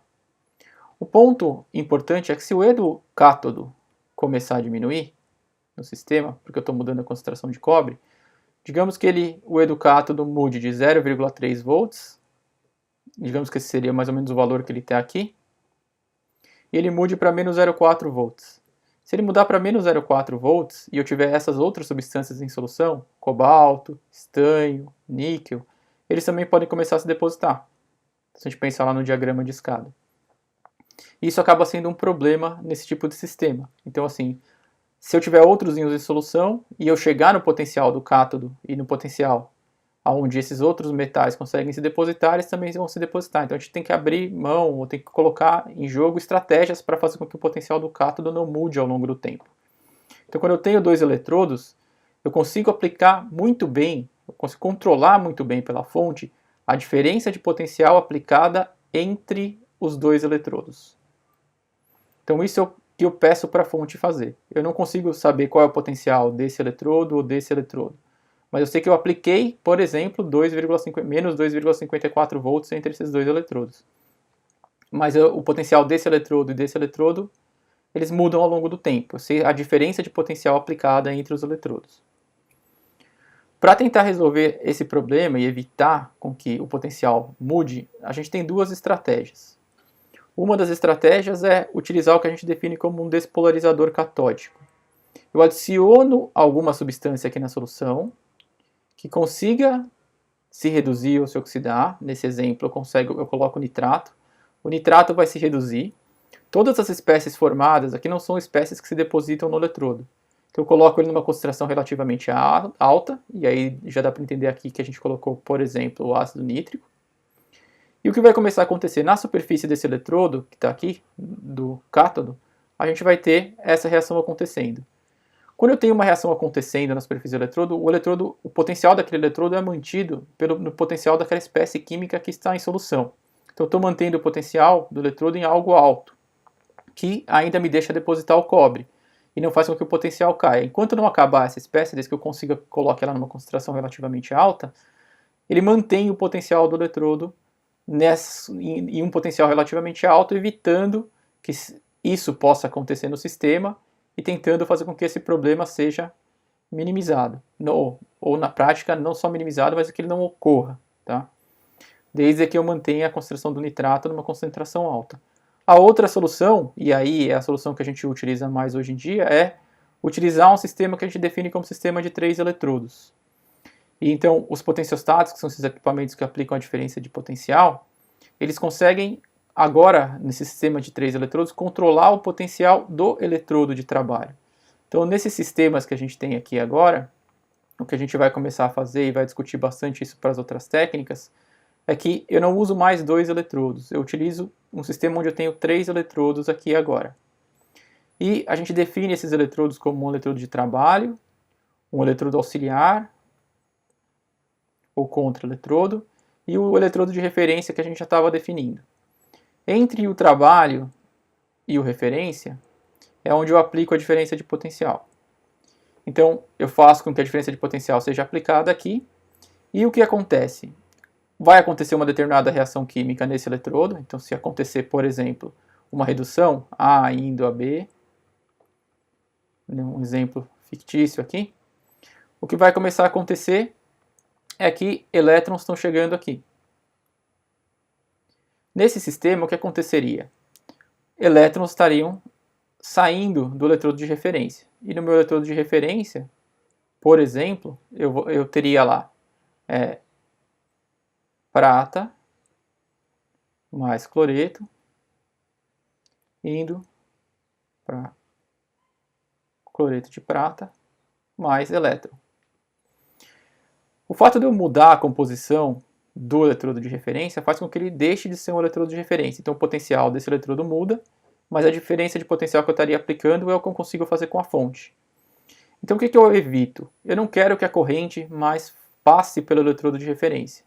Então a corrente que estaria acontecendo aqui, ela passa entre o eletrodo auxiliar e o eletrodo de trabalho. Então eu coloco uma impedância bastante alta aqui no sistema, então eu aplico a diferença de potencial entre esses dois, não deixo a corrente fluir para cá, para não alterar a composição do eletrodo de referência, então eu garanto que sempre ele está no mesmo potencial, e contra esse potencial eu faço com que eu controlo só o potencial do eletrodo de trabalho. Quando os elétrons começam a fluir, ou do eletrodo para o eletrodo, o eletrodo auxiliar serve para fazer a reação complementar. Então se eu teria aqui uma redução acontecendo aqui eu teria a oxidação de, por exemplo, C indo para D mais elétron. Então ele surge aqui como eletrodo de sacrifício, a corrente flui por aqui e o potencial é controlado por aqui. Então eu garanto que o potencial do eletrodo de trabalho sempre é fixo. Então, se o potencial, eu asseguro que o potencial do eletrodo de trabalho é fixo, não tem como ele ser alterado ao longo do tempo e a gente evita de novo esse problema que a gente tinha aqui. Então, eu teria duas estratégias, trabalhando com dois eletrodos, usar um despolarizador catódico, adicionar uma espécie química que não gere um material que se deposite na superfície do eletrodo, ou usar um sistema de 3 eletrodos para controlar o potencial do eletrodo onde está acontecendo aquela reação de interesse. Bom, então, para tentar ilustrar esse exemplo, peguei aqui para a gente tentar pensar se uma determinada espécie química se deposita antes da outra espécie química se depositar. Imagina que na eletrogravimetria, uma das coisas que eu estou querendo fazer é reduzir a quantidade de cobre para 99,99%. Então, eu tenho uma solução problema que era 0,1 molar, 0,1 mol por litro para o cobre.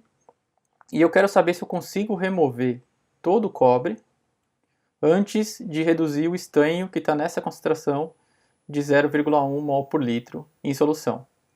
Então esse é o ponto que eu quero tentar começar a entender. Será que eu consigo tirar todo o cobre até reduzir para 99,99% numa solução que tem estanho, sem o estanho se depositar? Então aqui eu tenho os potenciais padrão do sistema. Então eu posso utilizar aquela abordagem do diagrama do tipo escada. Então se eu tiver aqui potenciais mais positivos e potenciais mais negativos, aqui eu tenho o E0 para o cobre. Então se eu pensar aqui 0,339 volts, então aqui no caso para o cobre, e aqui eu posso pensar no caso para o estanho também. O E0 é menos 0,141 volts. Então aqui eu tenho, para potenciais maiores, a gente favorecer a oxidação naquela discussão que a gente estava fazendo, então eu tenho cobre 2+. Para potenciais menores a gente tem cobre metálico. E mesma coisa aqui, eu tenho estanho 2+ para potenciais maiores do que o E0, e estanho metálico para potenciais menores do que o E0. Então aqui, dentro da discussão, é isso que acontece, essa é a leitura, se a gente está só fazendo a leitura do enunciado.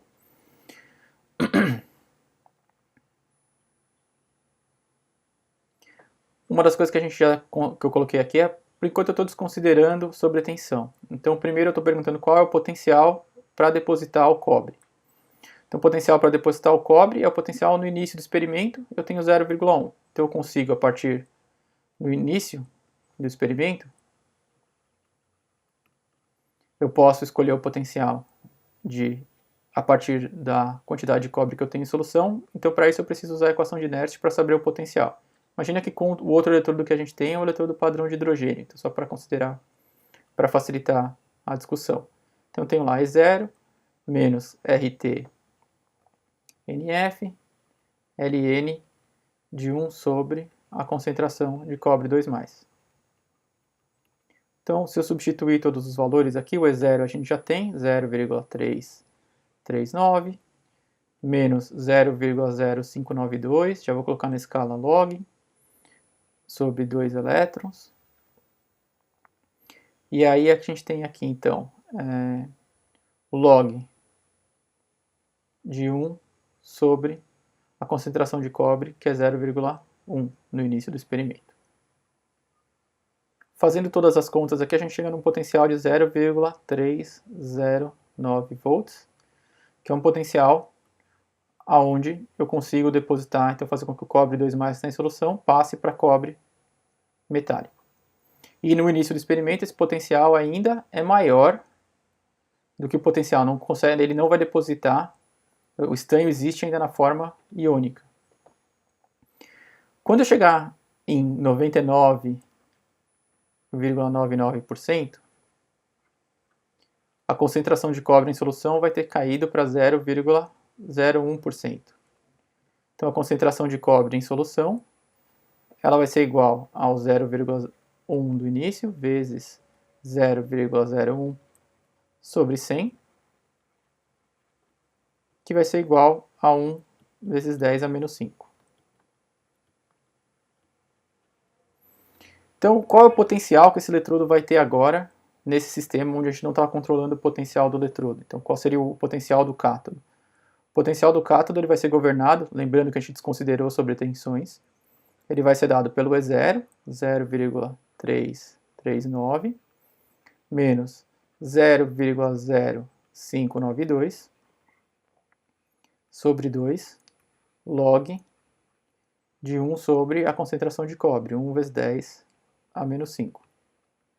Então o potencial desse eletrodo agora passa a ser 0,191 volts. 0,191 ainda é maior do que o E0, então não tem como o estanho ser depositado. Então o potencial do cátodo para começar o experimento é esse. E mesmo que eu reduza a concentração de cobre para 0,01%, eu ainda não tenho o potencial necessário para fazer com que o estanho em solução passe para estanho metálico. Então, ainda é possível remover todo o cobre sem fazer o estanho se reduzir. Então, esse é um exemplo mostrando como que dá para entender um pouco dessa discussão com relação ao potencial padrão.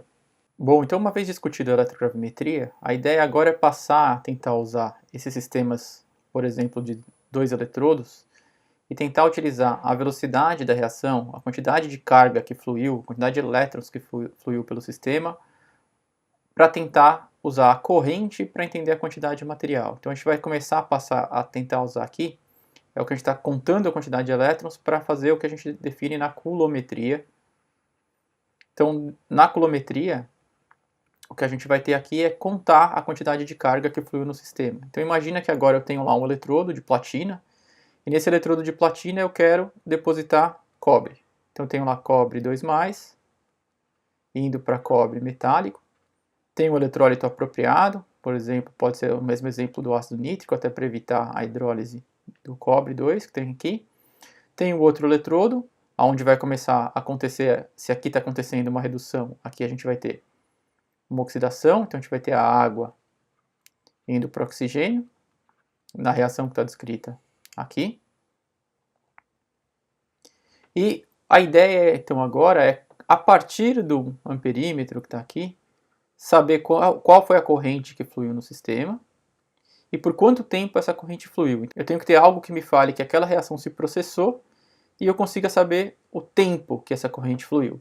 Então, se eu tenho aqui corrente e tenho tempo, isso me dá carga. Então, o produto corrente vezes tempo me dá carga. Eu sei a carga que passou no sistema. Se eu sei a carga que passou no sistema, carga é Coulomb. Então, eu sei que a partir da constante de Faraday, eu sei que quando 1 mol de elétrons passa num sistema, eu tenho 96.485 coulombs por mol de elétron. Então, eu consigo, a partir daí, saber a quantidade de elétrons que fluíram no sistema. Uma informação importante é que corrente é um parâmetro extremamente importante para entender velocidade de reação, né? Então, quanto mais rápido uma reação se processar, mais corrente fluiu no sistema. Então, esse é um parâmetro extremamente relevante para tentar entender cinética na parte eletroquímica. Então, digamos que eu tive algo que me falou qual é a hora que o sistema parou, e depois que uma corrente, então aqui agora eu estou aplicando corrente no sistema, então fluiu uma corrente nesse sistema por 16 minutos. Então a primeira informação importante aqui é que eu consigo calcular aqui qual foi a carga que fluiu no sistema. A carga que fluiu no sistema, ela vai ser a corrente vezes o tempo. Então a corrente que fluiu no sistema é 0,17 amperes vezes o tempo. Eu preciso do tempo aqui em segundos para dar carga em Coulomb. Então eu tenho 16 minutos vezes 60 para transformar para segundo. Então a carga que fluiu no sistema, ela vai ser dada por essa conta que a gente tem aqui. Então a gente tem aqui 163,2 coulombs que fluíram no sistema. Então a pergunta é, se fluir essa carga no sistema, então, e essa carga só veio por causa do cobre que estava sendo depositado, quanto de cobre eu tenho depositado no eletrodo? Então, se eu continuar essa conta aqui só para a nossa discussão, a gente vai ter o que aqui? Da equação do sistema, que a gente tem aqui, eu sei que para ter 1 mol de cobre, precisa ter passado no sistema 2 mols de elétrons. 2 mols de elétrons é igual a 2 vezes 96.485 coulombs. Só que o que passou de carga no sistema foi 163,2 coulombs. Isso vai me dar quantos mols de cobre? Então, se eu fizer resolver essa conta que a gente tem aqui, a quantidade de mols de cobre que se formaram, se depositaram no eletrodo é igual a 8,45 vezes 10 a menos 4 mols de cobre. Bom, se eu sei a quantidade de número de mols de cobre, o que eu estava perguntando era a massa, eu sei que um mol de cobre tem a massa de 63,5 gramas. Então, se eu sei que X, que era a quantidade de mols formado, eu consigo descobrir aqui a massa de mols de cobre. Então, fazendo essa conta, eu tenho 5,37 vezes 10 a menos 2 gramas. Então, assim eu consigo saber a quantidade de massa a partir da contagem do número de mols de elétron. Então, esse é o princípio fundamental, o princípio básico da técnica de coulometria. Eu conto carga que flui no sistema. O que eu preciso ver é como eu sei que essa carga terminou, ou qual foi a carga que passou no sistema durante o tempo. Então, essa seria se eu estivesse aplicando uma corrente constante que fluiu ali no sistema. O que acontece então na coulometria, então depois de discutido o princípio básico, é que eu posso fazer isso utilizando um potencial constante ou utilizando potencial de célula constante, entre o potencial que eu aplico entre os dois eletrodos, ou controlando o potencial do eletrodo de trabalho, como a gente discutiu anteriormente. Se eu faço aplicando um potencial de célula constante, em vez de ter corrente constante, o que vai começar a acontecer é que no começo, se eu só tenho a reação do cobre acontecendo, essa corrente vai cair ao longo do tempo até acabar a quantidade de cobre. Acabando a quantidade de cobre, se eu fizer um gráfico de corrente por tempo, a área que eu tenho aqui na curva, se eu integrar, eu tenho a carga do sistema, e a carga do sistema eu uso para fazer a mesma conta que a gente tinha feito ali no exemplo anterior. E eu tenho que levar em consideração que o potencial que eu vou aplicar, tenho que levar em consideração todos os sobrepotenciais que a gente tem no sistema, a resistência que a gente tem no sistema, e por aí vai. Mas o importante é que, se eu estou aplicando um potencial e monitorando a corrente, eu tenho que integrar a área sobre essa curva para ter carga, e a partir daí fazer as mesmas contas que a gente tinha feito no exemplo anterior para saber a quantidade de cobre que se depositou no exemplo. Então é o mesmo exemplo que a gente tinha na eletrogravimetria, então também estou usando eletrodos de área grande, agitando para transportar mais eficiente o material até a superfície do eletrodo, e isso é que eu estou contando a carga a partir da corrente que eu estou medindo do sistema em função do tempo. Uma vez que eu estou monitorando carga, e aqui eu estou controlando o potencial do sistema, temos um sistema de 2 eletrodos, estou controlando o potencial da célula, o que acontece é que, diferentemente do que acontecia na eletrogravimetria, eu consigo muito bem determinar metais que têm o potencial padrão maiores do que o do hidrogênio. Qualquer metal que eu tiver um potencial padrão menor do que o potencial padrão do hidrogênio, o que vai acontecer? Se eu diminuir o potencial do eletrodo, esses metais estão se depositando, digamos que eu tivesse soluções puras deles, só que à medida que eu começar a diminuir, vai chegar uma hora onde um outro processo acontece, que aqui, diferentemente do exemplo da eletrogravimetria, não necessariamente tem um problema de massa, tem que ser qualquer processo que comece a transferir elétrons. Então, se eu tiver acontecendo nesse sistema, por exemplo, a redução do hidrogênio, ou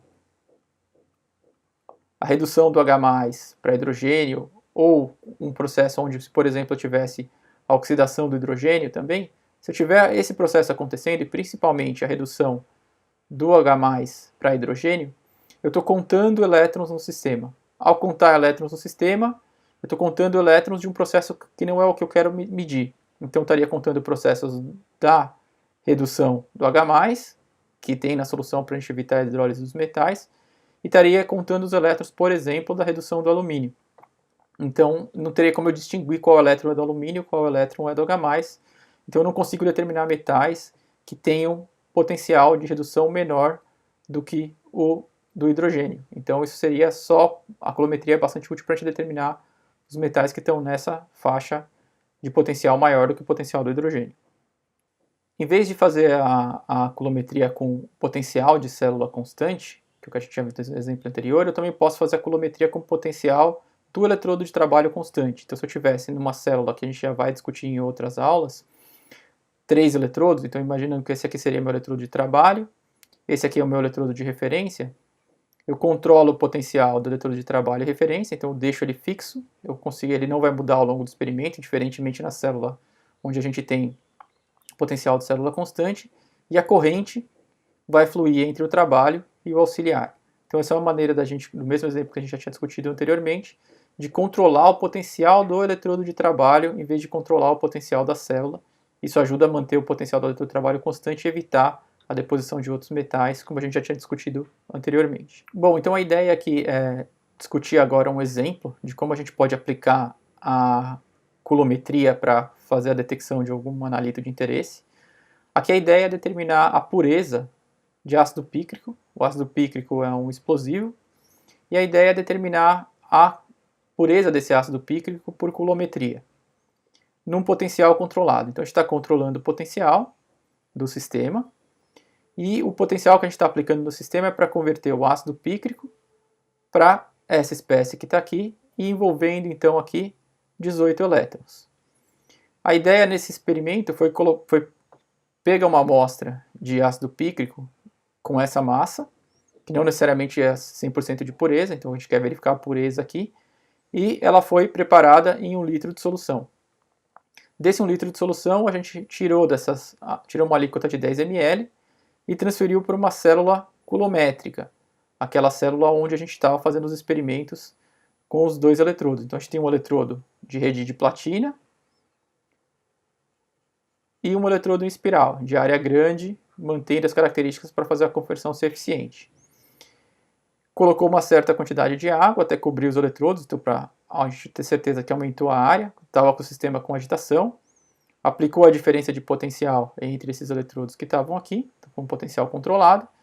E a gente fez a eletrólise exaustiva para garantir que todo o ácido pícrico fosse convertido nesse processo, nessa eletrólise. E a carga que foi medida no sistema, a área de sobre aquela curva de corrente por tempo, foi essa carga que está aqui. E como informação, a gente tem que a constante de Faraday é essa por mol de elétron, e a massa molar do ácido pícrico é 229 gramas por mol. E a ideia então é responder qual é a pureza que a gente tem aqui do ácido pícrico. Bom, resolvendo então o problema, então o ácido pícrico eu vou representar aqui como AP, ele tem a fórmula de C6H3N3O7. Então o primeiro ponto é que a gente sabe do experimento é que tem essa carga, foi a carga que foi no sistema, 21,67 coulombs. Para que 1 mol de ácido pícrico fosse reduzido na superfície do eletrodo, a gente tem 18 mols de elétrons sendo transferido para cada mol de ácido pícrico. Então, 18 mols de elétrons é igual a 18 vezes 96.485 coulombs. E isso me dá 1 mol de ácido pícrico sendo reduzido. Então, dessa primeira conta aqui, se a carga que passou no sistema foi 21,65 coulombs, então o número de mols de ácido pícrico que foi reduzido é dado por essa conta e é igual a 1,248 vezes 10 a menos 5 mols de ácido pícrico. Isso aqui é a quantidade que a gente tem em 10 ml. Então, se eu quiser saber o número de mols em 1 litro, eu vou multiplicar esse valor que a gente tem aqui de 1,248 vezes 10 a menos 5 por 100. Então, aqui a gente tem o número de mols naquela solução de 1 litro que foi preparada. 1,248 vezes 10 a menos 3 mols de ácido pícrico. Bom, agora eu preciso calcular isso aqui em massa.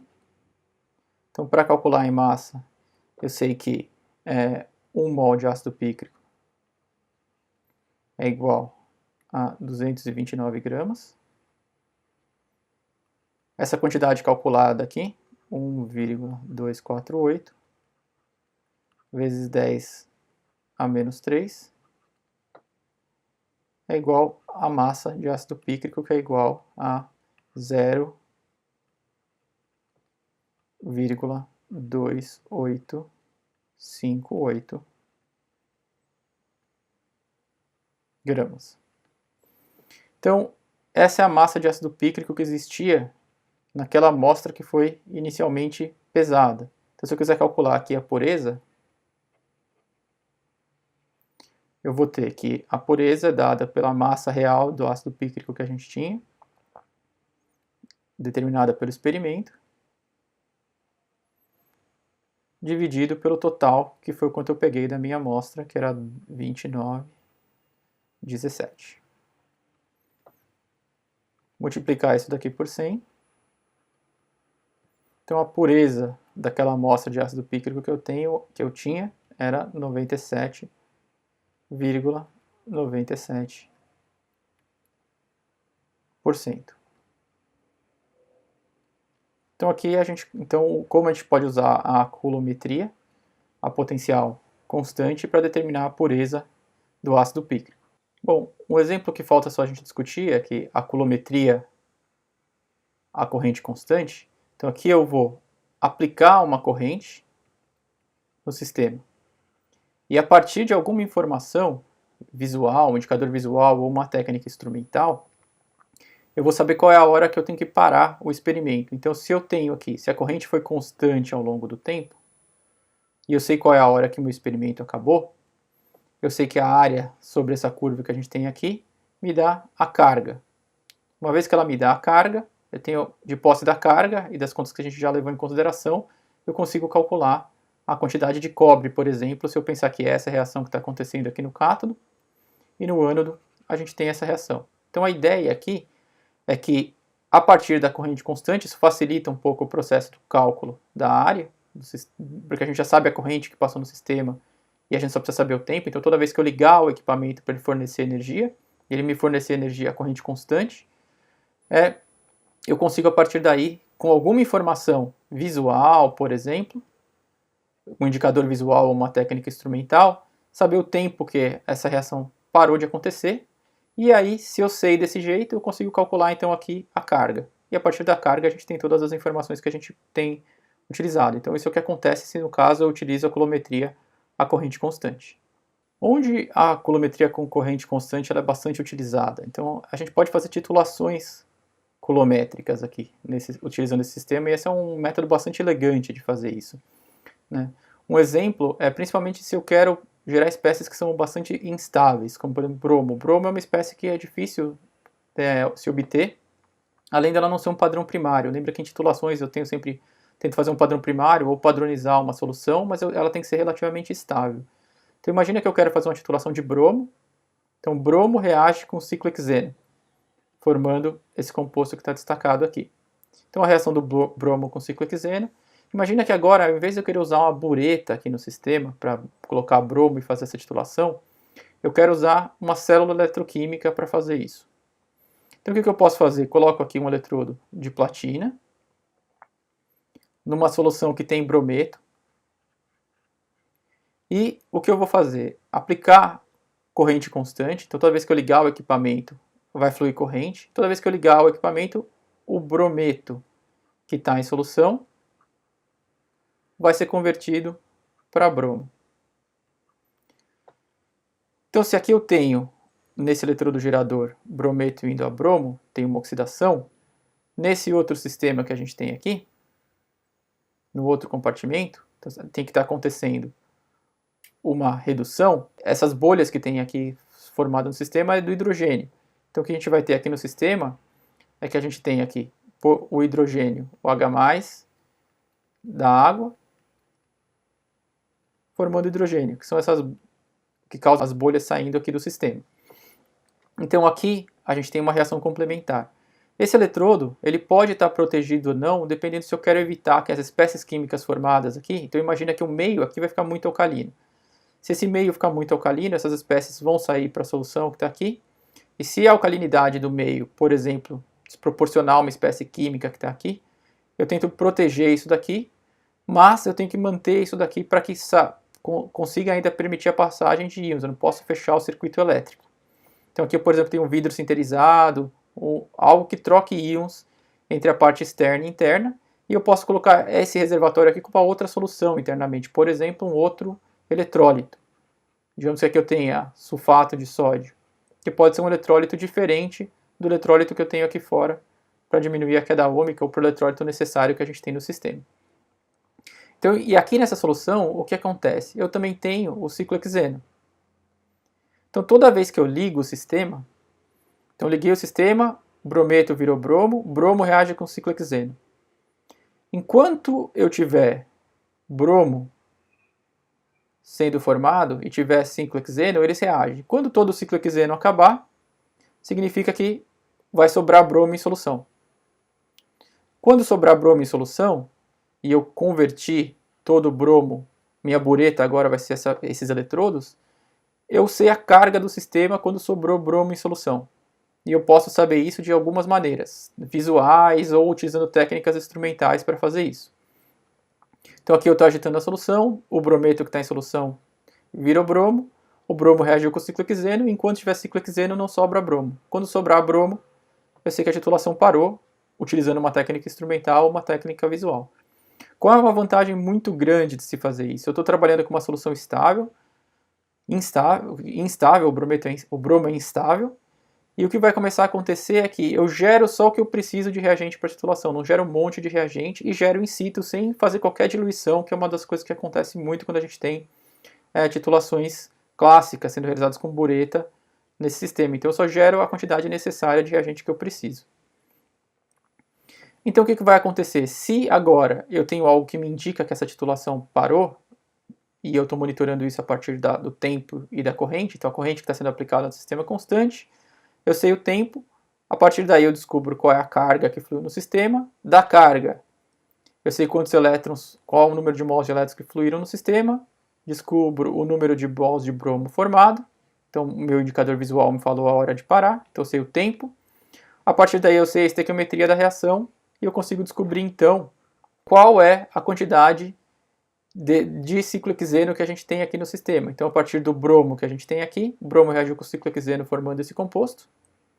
E aí, agora a gente sabe qual é o número de mols de ciclohexeno pela estequiometria da reação, como as titulações que a gente já executou, ou já executou alguma vez. Então, a ideia aqui é calcular, a partir da estequiometria da reação, a quantidade de ciclohexeno, utilizando uma titulação que tem uma característica bastante interessante. Eu uso o eletrodo para ser a minha bureta e gerar o material da titulação. O que é interessante dessa colometria é que eu posso utilizar esse eletrodo aqui agora para gerar uma infinidade de reagentes in situ. Eu posso usar a própria água que eu tenho no sistema aqui para gerar, a partir da redução da água, eu posso gerar OH-. Gerando OH-, o OH- é bastante útil para a gente para fazer o quê? Gerar base para titular um ácido. Outro exemplo, eu posso usar esse eletrodo aqui também para gerar, a partir da água, in situ, gerar H+, a partir desse processo descrito aqui. Então eu posso realizar titulações ácido-base sem ter o meu padrão primário. Qual a grande vantagem? Eu não preciso padronizar o meu titulante. A carga está padronizando o meu titulante e isso está sendo utilizado para calcular a quantidade da espécie química que estaria na bureta, entre aspas. E aí, a partir daí, da estequiometria da reação, eu consigo calcular a concentração da espécie química que eu tenho. Um outro exemplo, eu posso usar, por exemplo, um eletrodo para gerar íons prata. E a prata pode ser utilizada para, por exemplo, realizar titulações de precipitação. A prata reage com cloreto e formando um precipitado. Então, se eu calculei aqui a quantidade de carga que flui no sistema, sei a quantidade de prata e depois disso eu consigo descobrir a quantidade de cloreto. Então, existe uma série de exemplos. A única coisa que para cada uma dessas reações é importante lembrar que a gente tem a reação complementar acontecendo aqui. Então, se nesse exemplo tinha uma redução acontecendo, aqui eu tenho oxidação da água. Nesse exemplo, se eu tenho uma oxidação acontecendo nesse eletrodo, eu tenho a redução do H+, a redução da água para hidrogênio. Né? Então, sempre vou ter uma reação complementar acontecendo no outro eletrodo. Com isso, para a gente finalizar, é importante a gente discutir os seguintes pontos. Né? Então, ambos os métodos que a gente está discutindo precisam que a gente tenha 100% de eficiência, diferente dos outros métodos que a gente vai começar a discutir depois dessa aula. Então, essa característica é extremamente importante. Então, vale tanto para as titulações quanto para os métodos de maneira intrínseca para o cálculo de concentração. E do mesmo jeito que nas titulações, então é uma exigência fundamental, eu preciso que tenha uma reação estequiométrica e que ela seja rápida. Esse é o princípio básico de qualquer titulação e a gente também precisa seguir aqui. Já para a detecção do ponto final, eu preciso de indicadores, que podem ser indicadores visuais aqui, para me falar qual é a hora da titulação terminar, ou eu posso utilizar métodos instrumentais para me detectar o ponto final da titulação graficamente, com a potenciometria que a gente já discutiu, e outros métodos que a gente vai discutir, que é a amperometria, a bioamperometria, ou métodos espectroscópicos que me dão uma informação sobre a cor. Também podem ser métodos utilizados para que graficamente a gente possa detectar esse ponto final e saber a quantidade de carga que está diretamente relacionada com a carga que flui no sistema para gerar a espécie eletroativa, que vai reagir com a espécie de interesse. Com isso é importante destacar algumas vantagens aqui da coulometria, quando a gente utiliza ela como nas titulações. Eu não tenho a necessidade de ter um padrão primário, então se eu não tenho uma solução padrão, quem me padroniza o reagente é a carga que flui no sistema, então isso é algo extremamente importante que ganha bastante tempo. Então a carga me torna o método com a produção desse padrão primário. Então eu vou produzir o padrão primário e vou calcular a quantidade formada a partir da carga. Eu consigo aqui gerar reagentes que dificilmente eu conseguiria fazer em solução, então eu consigo utilizar reagentes instáveis, como o bromo, exemplo que a gente já falou, cloro, íons de estado de oxidação mais alto, como prata 2, titânio 3. Então a gente não tem problema de estocagem, então isso é algo bastante interessante. Já com relação à parte de química verde aqui, eu gero muito pouco do titulante, então assim eu não desperdiço o meu reagente, e eu ainda tenho o fato de que eu tenho pouca diluição das soluções que a gente tem no experimento. Então eu elimino dificuldades que a gente tem com padronização e estocagem desses reagentes, e além disso eu tenho muito pouca diluição, que se for pensar naquele exemplo da condutometria, que é uma técnica que a gente já discutiu, eu não teria que levar em consideração aquele fator de correção, então eu não diluo, não tenho diluição das titulações. E isso me dá uma característica bastante grande que a gente vai chegar a ver depois quando a gente discutir Karl-Fischer, que como esse meu método, esse procedimento todo analítico que a gente fez, utiliza esses procedimentos eletroquímicos, existe a possibilidade de a gente automatizar. Então deixar que todo o procedimento seja automatizado. O computador realiza, para a titulação, faz a troca da solução. Então isso garante para a gente a produção do reagente sem muita necessidade de uma intervenção humana. Então essa é uma característica bastante grande de utilizar a coulometria para esse tipo de técnica. Então, pessoal, é isso. Espero que vocês tenham gostado dessa discussão que a gente fez sobre eletrogravimetria e coulometria. Se vocês estão gostando do conteúdo, deixem perguntas que a gente tenta responder à medida do possível. E espero que vocês gostem então dessas informações que a gente está discutindo para continuar assim a discutir sobre essa parte de eletroanalítica, que é algo que é bastante interessante. Então, se vocês gostaram, se inscrevam aí no canal, deixem um like sobre se o vídeo valeu a pena para tirar as dúvidas de vocês. Espero que a gente logo se encontre para um próximo tópico para discutir. Um abraço. Tchau, tchau.